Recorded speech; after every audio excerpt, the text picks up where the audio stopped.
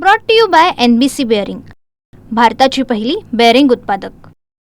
राज्यातील नगर परिषद आणि नगरपंचायतच्या निवडणुका ह्या 2 तारखेला पार पडल्या। मात्र 3 तारखेला जी मतमोजणी होणार होती ती न्यायालयाच्या आदेशानुसार 21 तारखेला होणार आहे आणि त्यामुळे ज्या मतपेट्या आहेत, ईव्हीएम मशीन आहेत, ती सुरक्षित ठेवण्याची जबाबदारी खरं तर निवडणूक आयोगावरती आलेलं पाहायला मिळते आणि त्याच निवडणूक आयोगाने जिल्हा प्रशासनावरती जबाबदारी टाकलेली पाहायला मिळते। आपण सध्या आहोत राजगुरुनगर या ठिकाणी हुतात्मा शिवराम राजगुरू क्रीडा संकुल या ठिकाणी ह्या ज्या मतपेट्या आहेत ते ठेवलेल्या पाहायला मिळते आणि याच परिसरामध्ये ज्या ठिकाणी मतपेट्या ठेवल्यात त्यानंतर बाहेर जे सीसीटीव्ही कॅमेरे लावले ते सीसीटीव्ही कॅमेरे पाहण्यासाठी सुद्धा नगर परिषदेकडनं खरं तर या ठिकाणी टीव्ही लावलेले आपल्याला पाहायला मिळतं आणि त्याची निगराणी करण्यासाठी 2 ते 3 कर्मचारी सुद्धा ठेवलेले आपल्याला पाहायला मिळते।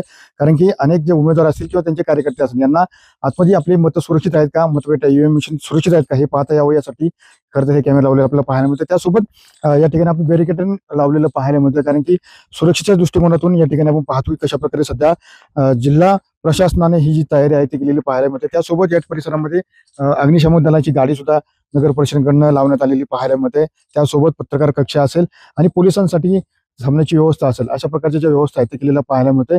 आपण सध्या आलेलो आहोत राजगुरुनगर नगर परिषदच्या जे निवडणूक झाली त्या निवडणुकीची जे मतपेट्या आहेत, ईव्हीएम मशीन आहेत त्या ठेवलेल्या आपल्याला पाहायला मिळते आणि याच परिसरामध्ये जो पोलिसांचा बंदोबस्त आहे तो बंदोबस्त सुद्धा खरं तर तैनात केलेला आपल्याला पाहायला मिळतं। एकंदरीत राजगुरुनगर नगर परिषदेमध्ये चौरंगी लढत पाहायला मिळाली।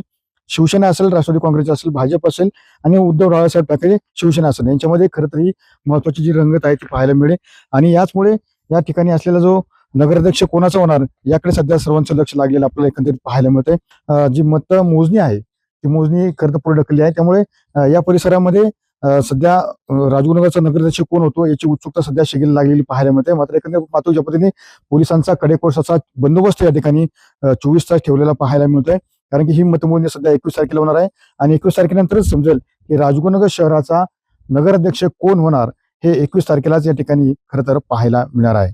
Sunil Tile, TV9 Marathi, Rajgurunagar, Pune. Brought to you by NBC bearing, भारताची पहिली बेअरिंग उत्पादक।